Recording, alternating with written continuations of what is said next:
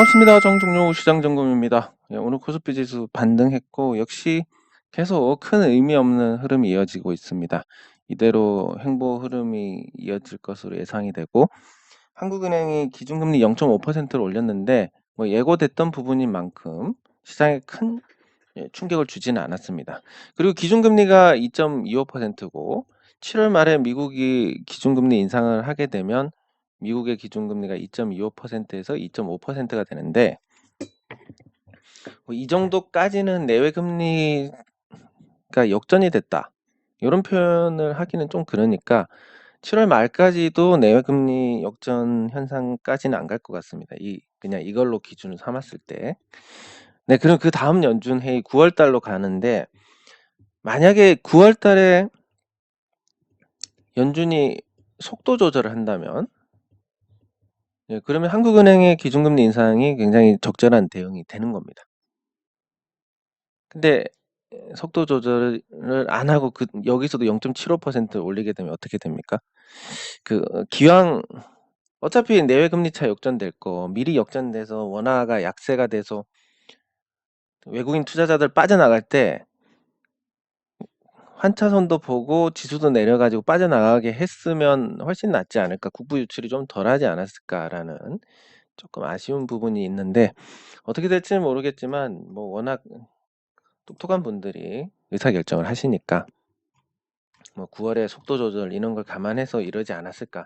설마 뭐 미국 올린다고 우리 사정 생각하지 않고 금리를 올렸겠습니까? 뭐 이런 생각을 가져봅니다. 네, 그리고 지금 환율 동향을 보면 항상 그렇지만 원화 약세 시기에 코스피가 강세를 보인 경우가 거의 없습니다. 원화 약세의 이제 자정작용으로 기업들 실적이 늘어나고 주식이 조정을 받으면서 이 가격 매력이 생겨서 어떤 방어가 되는 요런 현상이 있었지만 추세적으로 상승하는 경우는 없었기 때문에 환율이 안정이 되기 전까지, 환율이 안정이 되려면 최소 9월 달에 미국이 속도 조절을 해야 되고 내년에는 다시 금리 인하로 가야 되는, 이걸 충족을 해야 환율이 안정이 될 것 같습니다. 네, 그래서 당장은 기대하기 어렵고, 그리고 그 엔달러 환율이 지금 100엔당 137원, 7엔. 예, 요게 거의 뭐 프라자 합의 이전 수준으로 가는데 이렇게 되면 한국의 수출 경쟁력이 굉장히 문제가 되는, 지금 위안화도 굉장히 빠르게 절하가 됐습니다. 네, 수출 경쟁력에 큰 문제가 되는 상황이 발생을 하는데 이거에 대해서 딱히 이제 심각성을 모르고 있는 상황. 적어도 이제 100엔당 1,000원은 돼야 됩니다. 그래야 겨우겨우 돌아가는데 지금 그 이하에 있기 때문에 버거운 상황이다. 이게 단기간에 영향이 없다 하더라도 중장기적으로 분명 영향을 줄 수밖에 없는 부분이다라고 생각을 할 수 있습니다. 네, 그리고 뭐 계속 금리 인상을 할 시기가 아니다라고 얘기를 하고 있는데 그래도 뭐 수치적으로는 우리가 4%대 물가 인상, 물가 상승, 미국이 아마 7% 정도 될 거고 올해, 그리고 중국하고 일본이 2% 정도 될 겁니다. 그리고 2%가 중립적인 어떤 인플레이션 수치라고 했을 때 통화 정책이 바뀌지 않는 게 맞고 4%는 바뀌어야 되는 부분이고, 물가만 생각한다면. 그리고 미국도 당연히 그런 수준이고, 그래서 정책 자체가 제가 다시 한번 따져봤을 때 정책 자체가 이상하다라고 표현하기 어렵습니다. 다만 이 나쁜 상황에서 굳이 그렇게까지 맞춰 가야 되느냐에 대한 부분인데 요게 이제 9월 달에 속도 조절만 되면 오히려 적절한 정책이 되니까 섣부른 판단은 금하고 한 7월 정도, 아니 9월 정도 돼서 다시 판단을 하는 게 좋지 않을까 싶습니다. 시장은 이렇고 행보 흐름이 당분간 이어질 거고, 반등을 조금 하더라도 LG 에너지 솔루션이 하락하면서 또 문제가 될 거고, 반등을 하지 않으면 다시 하락할 거고 8월 통계적 약세까지도 해서. 그래서 이게 뭐 3차에 걸쳐서 내려가는 경우를 저희가 거의 못 봤는데 이게 1차 하락하고 2차 하락하고 3차 이것도 거의 없는데 4차까지 나올 것이냐에 대해서 좀 걱정스러운 마음이 있습니다. 왜냐하면 이전의 데이터만 보면 이게 나올 수가 없는 거지만 시장은 항상 새로운 모습을 보여주니까 그것도 예전에 그런 적이 없다라는 것만으로 이걸 예단을 할 수가 없습니다. 그래서 짧게는 9월, 길게는 연말까지는 사지도 팔지도 않고 일단 지켜보시는 걸로 하시는 게 좋을 것 같습니다. 그러면 댓글 확인하도록 하겠습니다. 네, 감사합니다. 사고 싶은 마음, 맞습니다. 이게 습관이 현금을 보유하는 습관을 만들기 어렵습니다. 왜냐하면 저는 많은 분들을 만나 뵙고 특히 뭐 자산이 한 400억 이상 되는 분도 만나 뵙고 또 적게는 뭐 적은 분들도 만나 뵙고 이런데 기가 막히게 다 똑같습니다. 어떤 특징을 가지고 있냐면 현금을 쌓아두는 분은 단 한 분도 없더라. 그러면 난 1000억 정도 있으면 이걸 현금이 없을까? 없습니다. 그러니까 뭐 채권에 넣어 놓든지 뭐 이런 식으로 투자를 다 해 놓게 됩니다. 그러면 이제 현금이 있는 분들은 어떤 분들이냐면 임대업 하시는 분들. 이분들은 그래도 매월 월세가 나오니까 많지는 않지만 현금이 계속 돌기는 합니다. 그래서 이제 임대 사업자들이 아주 좋게 보는 것일 수도 있는데 경제적으로. 그래서 이 현금을 그냥 주식 계좌에 현금을 넣어 놓는 게 쉽지 않은 일입니다. 그럼 저 같은 경우는 어떻게 하냐면 투자해서 드릴 거 있으면 먼저 드려 버립니다. 현금 생기면. 그럼 어떤 효과가 있냐면 지연 이자가 말씀드렸듯이 한 15%에서 20% 정도 되고 이거 20%는 잘 없고 보통 15%입니다. 그럼 지연 이자가 15%니까 제가 먼저 현금을 이렇게 현금 생길 때마다 해 드리게 되면 저는 자연스럽게 15% 적금을 드는 것과 같은 효과를 얻게 됩니다. 그래서 그런데 보통의 경우는 이런 편익이 없기 때문에 현금을 그냥 갖고 계시는 게 쉽지가 않고 그렇다고 마이너스 통장에 일단 채워 넣는다? 이자 얼마 안 되니까 그래 봤자 별 편익이 안 됩니다. 그러다가 이제 주식 고민하던 게 오른 거 보면 '아 이거 내가 사려고 했는데.' 이런 후회를 하다가 이제 어느 순간 돈 다 써 버리게 됩니다. 그렇기 때문에 이거에 대해서 현금을 갖고 계시는 부분 어떻게 하는 게 현금을 갖고 있게 이렇게 만들 수 있을까? 저도 이거 잘 모르겠습니다. 저도 현금을 쌓아 놓은 적이 없기 때문에 이거는 제가 모르면서 말씀을 드릴 수가 없을 것 같습니다. 근데 뭐 분명한 건 힘든 건 맞습니다. 힘든데 어쨌든 연말까지는 가급적이면 현금이 줄어드는 일은 없어야 된다. 요런 말씀을 드리고 싶습니다. 네, 감사합니다. 그게 하루에 몇 명까지밖에 안 돼서 순차적으로 지금 들어가는 것 같습니다. 하루에 50명인가? 15명인가? 뭐 그거밖에 안 된다고 합니다. 그래서 시간이 조금 걸릴 것 같습니다. 뭐 손절 타이밍을 놓치셨으면 요런 개념으로 생각하시면 되겠습니다. 우리가 주식이 내릴 때 보통 이렇게 내려간다라고 보면 이런 흐름을 보인다라고 하면 보통 이 저점 깰 때 요때가 이제 타이밍이 됩니다. 그것도 안 되면 여기인데 보통 이제 우리가 놓쳤다라는 건 시장이 많이 내려왔기 때문에 아마 이 자리라고 봐야 될 것 같습니다. 그럼 여기서 놓쳤는데 여기서 뭐 억지로 해봤자 뭐 답이 있겠습니까? 그냥 기다리시다 보면 이전에 손절했던 자리까지 올 거고 손절을 고민했던 자리 또 시간이 지나면 또 될 겁니다. 이 시간이 좀 많이 필요하긴 하겠지만 그러면 어떤 근거로 그걸 기다려야 되느냐? 내 종목이 정상적이다. 이익을 내고 자산 가치가 있고 이런 종목이다라고 한다면 시간이 지나면 돈 가치는 떨어지게 됩니다. 지금 뭐 30년 전에 새우깡 50원 하던 거 지금 1,500원 이렇게 하는데 이게 그 새우깡 수요가 늘어나서 가격이 올랐습니까? 아닙니다. 그런 게 전혀 아니기 때문에 그냥 돈 가치가 떨어져서 올라가는 겁니다. 네. 그래서 뭐 수요가 없어지면 가격이 빠진다. 이것도 단기적인 얘기고 장기적으로는 무조건 모든 재화, 모든 부동산의 가격은 오르게 됩니다. 왜? 돈이 가치가 떨어지니까. 그럼 돈의 가치는 왜 떨어져야 되느냐? 정부 부채가 지금 1,000조입니다. 이거 긴축해 가지고 요 1,000조 정부 부채 갚겠습니다 하면 경제가 망합니다. 도저히 그런 방법으로 할 수가 없는 겁니다. 만약에 우리가 어마어마한 금강이 발견이 되거나 아니면 유전이 터지거나 이런 일이 있어야 요게 자연스럽게 갚아지는 거고 그 외에는 방법이 없습니다. 그러면 이걸 어떻게 해야 되냐면 갚을 능력은 안 되고 경제는 망가지면 안 되니까. 그럼 계속 통화 발행량을 늘려서 1,000조의 실질적인 가치가 나중에 500조가 됩니다. 그럼 그냥 정부는 손 안 대고 빚의 반을 갚은 거와 같은 효과를 보게 되는 겁니다. 그래서 이런 구조 때문에 지금 일시적으로 유동성이 빠지니까 가격이 계속 빠지고 올라가지도 않고 올라갈 희망도 안 보이지만 한 또 2-3년 지나면 집값에도 적응을 할 거고 또 주식도 다시 올라가게 될 겁니다. 이 집값에 적응하는 거 예를 들면 뭐 얼마 전에 2억 7천만 원에 분양된 아파트가 5억의 호가가 나와 있습니다. 누가 사겠습니까?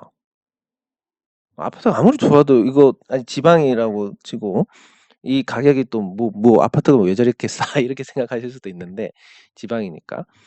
네, 그러면 당장은 아닌데 뭐 1년이 지나고 2년이 지나고 한 3년이 지나면 이 5억도 조금 이제 '아 그래 1년에 2억 이상 올라간 건 또 너무했고 급한 사람들 팔고 이러면 한 4억에서 4억 5천이 될 겁니다, 시간이 지나면. 이 가격은 용인을 하게 될 겁니다. 이렇게 이제 아파트 가격이 올라가는 게 녹아 들어가고 주식도 마찬가지로 한 2-3년 지나고 이익이 나고 이익이 늘어나고 이익이 쌓여 있는 회사들은 '이 회사가 왜 이거밖에 안 되지?' 요런 게 또 작동을 하게 됩니다. 네, 그렇기 때문에 그 타이밍 놓친 거 이거를 억지로 지금 뭐 현금화하고 이렇게 하시는 것보다 이제는 이 타이밍 놓쳤으니까 시간의 문제, '시간으로 해결을 보자.' 이렇게 접근하시면 되겠습니다. 예. 세트랙 아이 같이 살펴보도록 하겠습니다. 다른 분인데 똑같은 말씀을 하셨습니다. 예, 그러면 보통 이제 제가 경험한 이 대중 심리로는 '아 너무 사고 싶다.' 요거를 한 2번 참아야 됩니다. 저는 이제 빠른 편이라서 오래전부터 같이 하신 분들은 아시겠지만 저는 빠른 편이라서 사고 싶다 해서 매수를 하면 보통 한 2번 정도 내립니다. 그래서 그 이제 적응하신 분들은 제가 매수하면 손실 볼 때까지 기다립니다. 어쨌든 본전은 찾으니까 그러면 좋은 가격에 사서 수익을 보게 되는데 요거를 보니까 한 2번만 더 참는 상황이면 이제 시장 바닥이 나오지 않을까 싶습니다.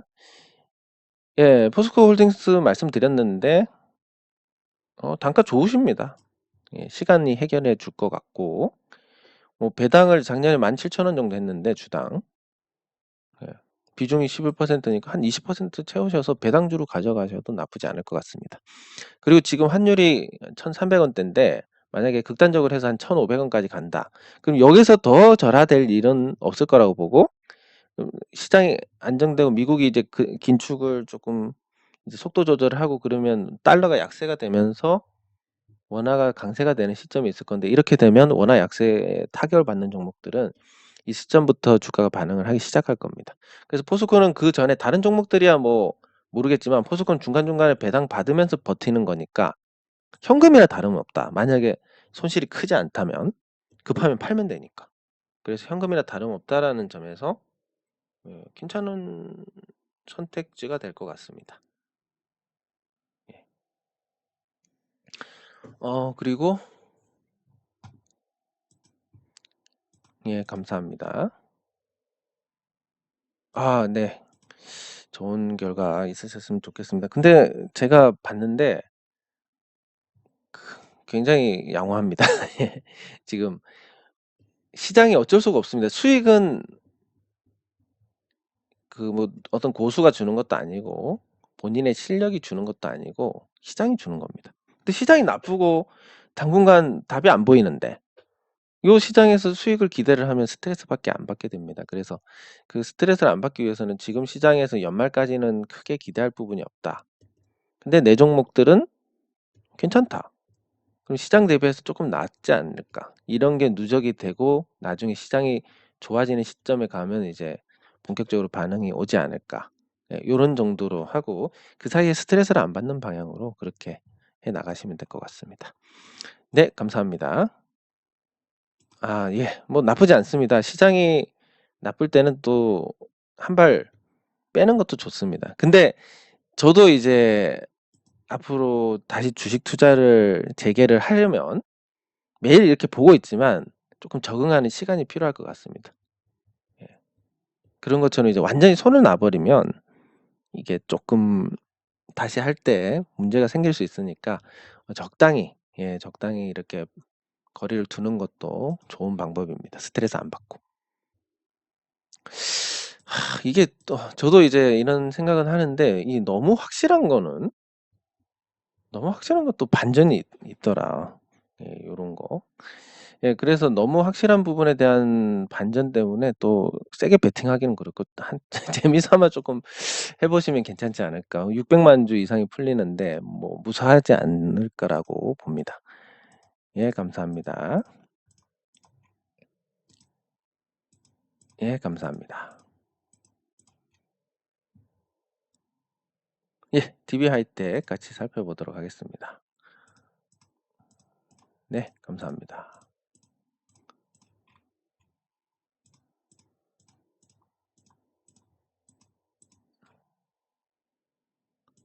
예, 공모주 참여했던 기관 투자자들입니다. 외국인들은 보호 가격이 없었던 것 같고, 예, 감사합니다. 네, 감사합니다.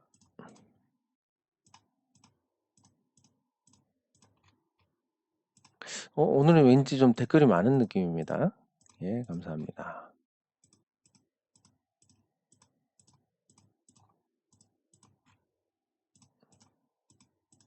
예, 그러면 같이 말씀하신 종목들 같이 살펴보도록 하겠습니다. 지금 시장이 계속 나쁘고 뭐 기대할 게 없기 때문에 이게 지루한 걸 또 잘 버텨야 됩니다. 그 현금을 지루하다 보면 주식을 갖고 뭔가 이렇게 뭐 표현하자면 딸랑딸랑한 이 가슴이 딸랑딸랑한 걸 또 익숙해지고 즐기려는 분들이 계신데 지금은 글쎄 실속이 없는 장세라고 해야 됩니까? 예, 그래서 현금을 잘 지키는 데 집중하시는 게뭐 당장 보고 '아 나 이거 사려고 했는데 올라가 버렸네.' 예, 이런 게 있더라도 예, 그건 아주 잔파동이고 실제로 사셨으면 대응이 어떻게 될지 모릅니다. 예, 세트랙아이 말씀하셨는데 단기간에 많이 빠졌으니까 가격 매력은 있습니다. 그러면 이 단기간에 빠진 게 어떤 가치로 회귀를 한 건지 아니면 가치보다 훨씬 높은데 지금 떨어진 건지를 보면 그냥 가치로 돌격하고 있는 그런 상태로 보시면 될 것 같습니다. 예, 이제 시가총액이 2,803억이고 이게 방산업을 하던 회사인 것 같은데 방산업을 어, 예, 뭐 위성에서 정보 수신하고 뭐 이런 거 플랫폼 하고 그런 쪽인데 특별히 이제 꾸준한 이익이 나지는 않고 과거에 이익이 났던 시기에도 지금 시가총액을 설명을 하지를 못합니다. 뭐 특별한 좀 진입 장벽이 있는 사업을 하니까 곱하기 2를 해준다고 해도 이 회사의 적정 주가는 최대한 쳐도 2,200억 정도. 그리고 지금 2,803억입니다. 그러면 하락이 한 600억 정도, 최소 20% 정도 더 나와야 이제 겨우 뭐 이 가격이면 뭐 나쁘지 않겠다라는 정도를 얘기를 할 수 있습니다. 그러면 이제 가치로 돌격하는 하락형이고 급등한 거 계속 빠지면서 하락하고 돌아가면 반등도 한번 나와 버렸고 이전 고점 자리 앞으로 반등 자리는 조금 있겠지만 2만 원 정도까지 빠져야 이제 뭐 다시 볼 수 있는 가격. 근데 여기서 2만 원까지 빠지면 요 주가 상승하고 해먹었던 쪽이 이제 다 빠지는 거니까 한참의 기간 조정이 있을 겁니다. 그러면 신규 매수를 하시면 굉장히 고통스러울 가능성이 크지 않을까. 예, 일단 뭐 이런 거는 생각할 수 있습니다. 나 살려고 했는데 뭐 이런 거 한 방 나온다. 이거 버려야 됩니다. 이거는. 이거 한 방 먹자고 들어갔다 이런 거 나오면 답이 없습니다. 예, 그래서 안 하시는 게 확률적으로 좋을 것 같습니다. 네, 그리고 포스코홀딩스는 한 번 더 보도록 하겠습니다. 네, 반등은 성공했습니다. 반등하고 포스코홀딩스가 예전에 18만 원 정도 할 때 관심이 있었는데 이때입니다. 이때 18만 원 할 때 관심을 갖고 있었는데 제가 이거를 손절을 해가지고 그 뭐지? 저는 이때 적금식으로 모아가고 있었습니다. 포스코를 적금식으로 모아가지고 30만 원 이하에서 주워 담고 있었는데 뭐 요런 시기 같으면 괜찮았겠지만 요 시기부터 30만 원 이하에서 주워 담고 있다가 주워 담다 보니까 너무 떨어지는 겁니다. 그래서 계속 담아서 단가가 나쁘지는 않았는데 2016년에 다른 종목 산다고 이걸 정리를 하고 다 들어갔던 기억이 납니다. 제가 만약에 이 30만 원 이하에서 계속 적금식으로 샀으면 그리고 위에서 팔고 다시 밑에서 사기 시작하고 또 위에서 팔고 그랬으면 잘한 대응이 됐을 겁니다. 예, 그리고 그 18만 원 할 때 2015년인데 그때 포스코하고 지금의 포스코하고 비교하면 뭐 그때는 이거보다도 더 작았을 거고 순자산이 지금 거의 이제 60조 찍을 겁니다. 올해는 한 이익 추이로 봤을 때 한 40조도 안 됐을 거고 회사 가치가 1.5배가 커졌습니다. 그때 당시하고 비교했을 때 회사 가치가 1.5배가 커지고 지수도 2015년에 뭐 1800 이럴 때였고 1800선이었고 그리고 지금은 그래도 2200선입니다. 빠졌지만 그리고 이 동안 회사 가치가 한 50% 정도 증가했습니다. 근데 주가가 옛날하고 똑같다. 뭐 이땐 진짜 이때 분위기로 따지면 지금하고 비교할 수 없을 정도로 암울합니다. 이 시기는 계속 이렇게 내려왔고 한국 증시가 계속 내려와서 열패감이 아주 컸던 시기이기 때문에 지금하고 비교해서 결코 좋았다라고 보기가 어렵습니다. 근데 지금 또 포스코는 배당도 그때보다 훨씬 더 많이 하고 또 이익도 훨씬 더 많이 나고 뭐 이런 상태니까 지금 사는데 특별히 꺼리낌이 없을 것 같습니다. 중간 배당 안 준다면 오르지도 않을 거니까 연말까지 기다리는 게 맞을 것 같다라고 말씀드리겠죠. 중간에 배당 주니까 뭐 요거는 조금 다른 종목에 비해서는 그냥 적금 형태로 생각한다. 배당 수익을 목적으로 한다. 그리고 내가 마음만 먹으면 언제든지 팔 수 있다. 이런 부분에서 어떤 효용 가치를 찾으면 괜찮을 것 같습니다. 예, 그리고 LG 에너지 솔루션의 그 선물을 말씀하셨는데 LG 에너지 솔루션 이참에 또 한번 매번 똑같은 얘기해서 이제 무슨 얘기 할지도 잘 알고 계실 텐데 이게 보호해서 풀리기 전에 어떤 식으로든 주가를 지금 방어를 하고 있습니다. 그리고 지금 매수하는 쪽이 기관 투자자입니다. 아마 뭐 국민연금이 아닐까 싶은데 지들 돈 아니라고 진짜 너무한다 이런 생각이 드는데 예, 그래서 요거 잘 뭐 어쨌든 관리하다가 27일에 예, 아작이 나는 이런 시나리오를 그려볼 수 있습니다. 그래서 27일 전까지는 주가가 어느 정도 방어가 된다. 27일 이후로는 망가진다. 이런 관점에서 봤을 때 선물 매도를 한다라는 건 굉장히 높은 확률로 수익을 볼 수 있을 것 같습니다. 근데 항상 그렇지만 이 요 종목이나 이런 경우를 보면 이게 아주 확실하다고 판단합니다. 이게 상승, 하락, 그리고 애매. 그리고 수익은 여기서 다 납니다. 너무 확실하다고 생각했던 거 떨어지는 경우가 많고 하락이 너무 확실하다 생각하는 거 반전이 나와 버립니다.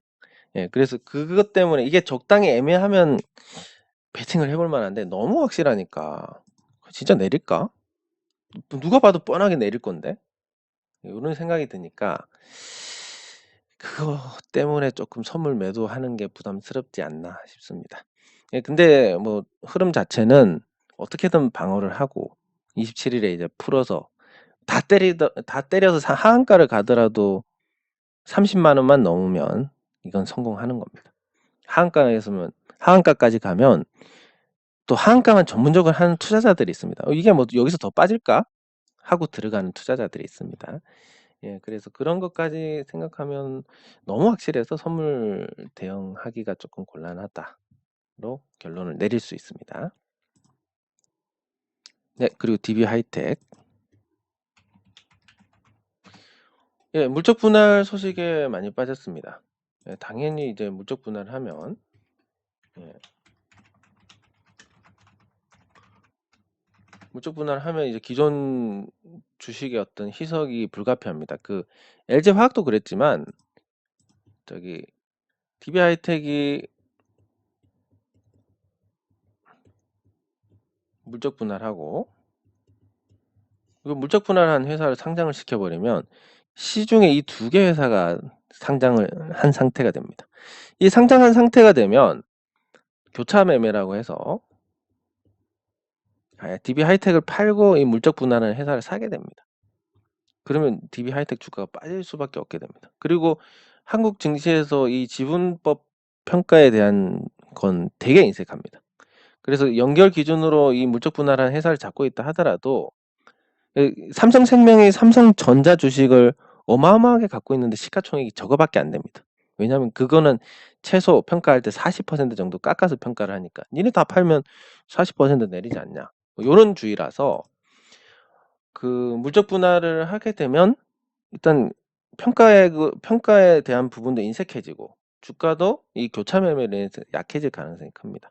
그러면 한 가지 그래도 이게 저평가면 괜찮지 않겠냐라는 관점에서 볼 수 있는데 그 실적 대비해서 저평가는 맞습니다. 근데 경기 침체로 갔을 때 그 실적이 계속 되느냐에 대한 부분 그리고 자산 가치는 아직 좀 미흡하다라는 부분에서 뭐 또 되게 싼 종목들 예를 들어서 포스코가 물적 분할했을 때는 괜찮았습니다. 왜냐하면 너무 저평가였기 때문에 네가 뭐 물적 분할 하든 말든 그게 악재가 되겠냐 뭐 이런 거였는데 DB 하이텍은 좀 그런 측면에서는 타격이 약간 있을 것 같습니다. 그래서 관련 불확실성이 확실히 해소되기 전까지는 관심을 안 가지시는 게 좋지 않을까 싶습니다.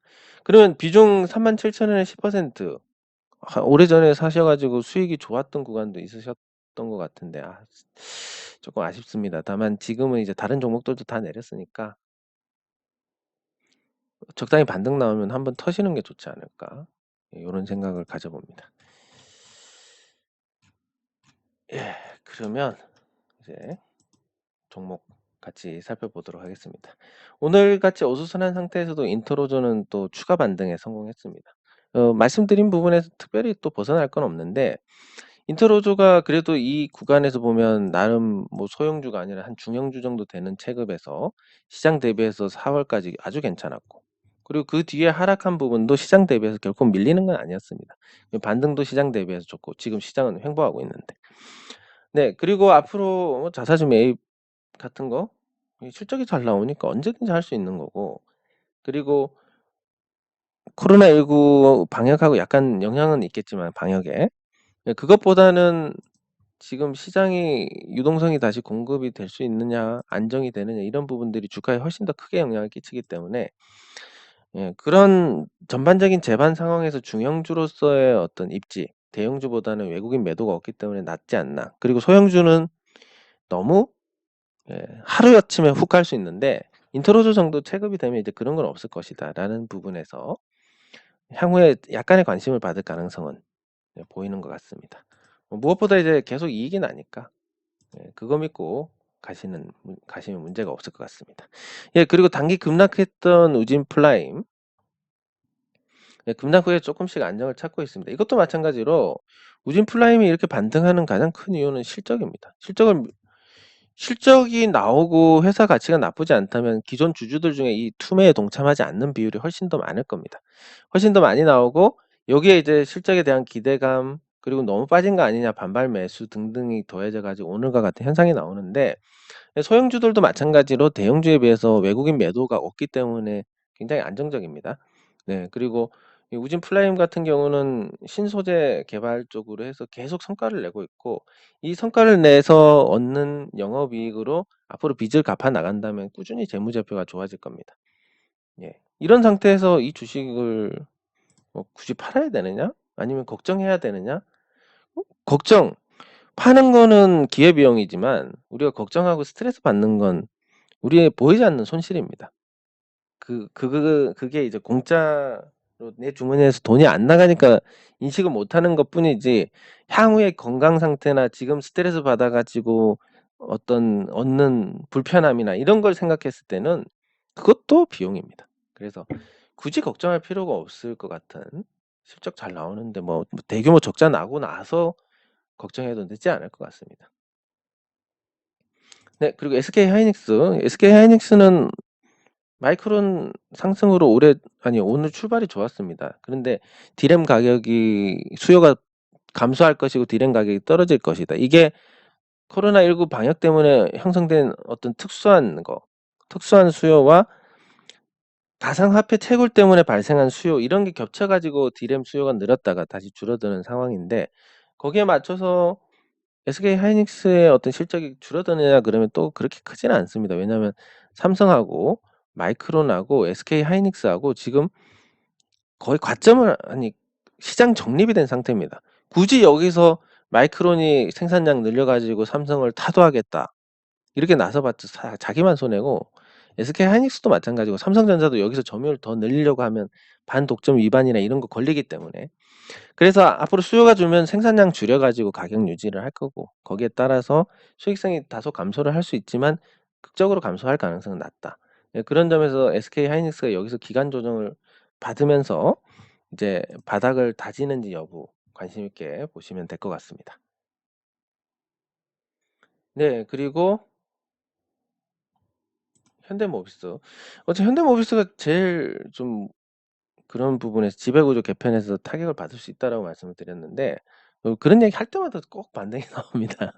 예. 그래서 나쁜 시장에서 이 정도 반등하면서 횡보 기간을 오래 만들어 가고 있고 이 횡보가 길수록 방향을 정하면 방향성이 강하게 됩니다.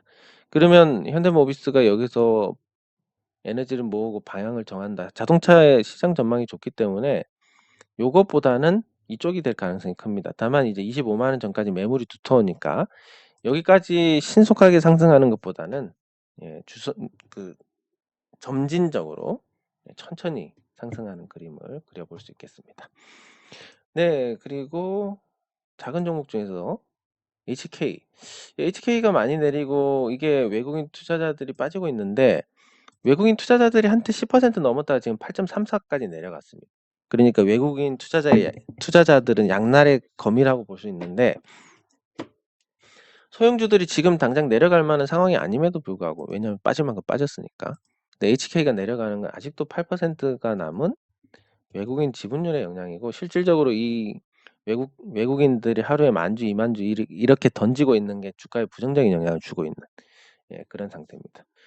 이렇게 하면서 이제 시가총액이 320억 정도로 내려왔고 자산 가치나 이런 거 실적 가치는 계속 유지를 하고 있고 그러면 자연스럽게 가려면 이제 여기서 기간 조정을 충분히 받고 반등을 해야 되는데 외국인 투자자들이 어떻게 나올지 모르는 상태다 보니까 굉장히 불투명합니다. 아무리 싸더라도 작정하고 파는 쪽이 저렇게 있는데 그리고 그런 부분들이 현실적으로 나올 가능성이 충분히 있다는 거고 지금 기관 외국인 투자자들 그 시장 전체를 팔고 있기 때문에 약간이라도 영향을 받게 됩니다.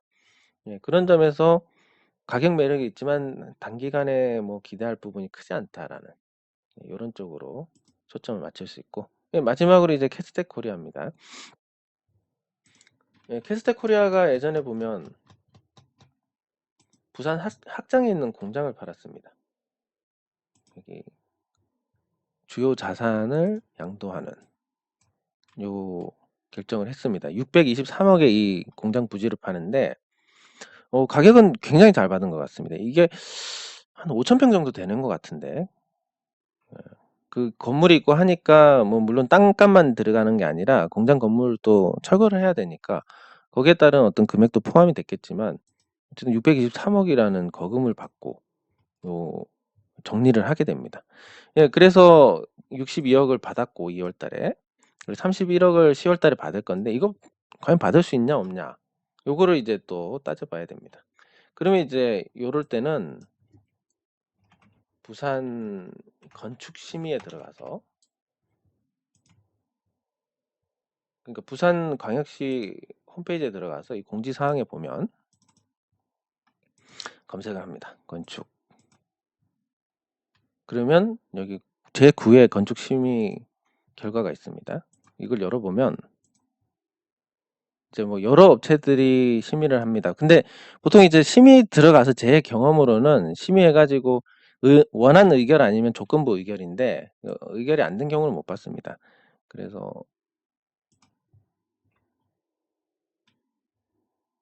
보면 여기 연산의 무궁화 신탁이라는 데서 하는 오피스텔이고 여기도 오피스텔이고 여기도 오피스텔이고 오피스텔 공급이 너무 많습니다. 우리 자산 신탁이 하는 거 요겁니다. 요게 지식산업센터 그리고 이채건설이 하는 거는 아파트 뭐 이런 식으로 나와 있습니다. 여기 기장에 또 아파트 예, 뭐 이렇게 해가지고 아파트 아닌가? 예, 이거는 저기 뭐라고 해야 되지? 타운하우스 같은 것 같습니다. 어쨌든 요 내용이 지금 캐스텍 코리아가 판 땅에 대한 내용입니다. 대지가 한 4천에서 5천 평 정도 되는 것 같고 용적률을 한 400%로 해가지고 지식산업센터를 하는데 큰 길 옆에 있으니까 이 지식산업센터 하는 데는 문제가 없을 것 같은 그런 상태입니다. 그래서 여기 보면 뭐 몇 개 토지 할 때 해야 되고 공공도로 침범 부분 동의 구하라 뭐 이런 거 차단 장치 해라 홍수에 물 안 들어오게 뭐 이런 식으로 이제 조건을 답니다. 그리고 뭐 역주행 발생하지 않도록 이런 것 좀 검토해보고 이 검토하라는 얘기는 하라는 얘기입니다. 그냥 어쨌든 이게 시간을 그렇게 크게 끌 만한 내용은 아니기 때문에 그리고 공사가 제대로 진행이 되면 이제 PF 조성하고 요 잔금까지 주는 게 무리가 없을 겁니다. 예, 그럼 돈이 이제 많이 들어올 텐데 적어도 이 돈이 들어오면 캐스트 코리아가 망하는 일은 없을 것이다. 안 망하는데 시가총액이 시총이 안 망하는데 얼마냐면 318억밖에 안 되네. 예.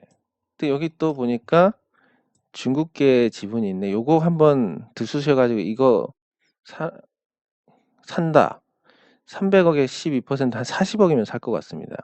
40억에 사가지고 한번 조사버릴까 이런 거 예, 엉뚱하게 하면 회사 경영을. 근데 지금 경영 상태가 굉장히 방만한 부분이 있어서 계속 적자가 나고 이거에 대해서 좀 자체적으로 좀 대책이 필요하지 않을까 이런 생각을 하게 됩니다. 어쨌든 이런 걸 찾아보면서 이게 그래도 죽지는 않겠구나 뭐 이런 생각을 하게 되는데 그러면 시장 안정되면 적당할 때 싸니까 좀 사봐야지 뭐 이런 것까지 연결되지만 당장은 현상 유지 좋지만 나쁘지 않지만 당장은 현상 유지를 하시는 게 좋을 것 같습니다. 현상 유지 하시면서 생업에서 돈을 벌고 혹시라도 가끔 이렇게 튀는 종목들이 나오니까 튀어서 현금화 해가지고 현금 비중 늘리고 수익 중인 종목 있으면 팔아야 되겠다 생각이 드시면 그 수익 중인 종목 팔아서 수익 본 만큼 손실 또 퉁쳐가지고 그 종목도 팔고 뭐 이렇게 하시는 게 현재는 가장 나은 대응이다라고 볼 수 있습니다. 네, 장 종료 시장 점검은 여기서 마치도록 하겠습니다. 수고하셨습니다.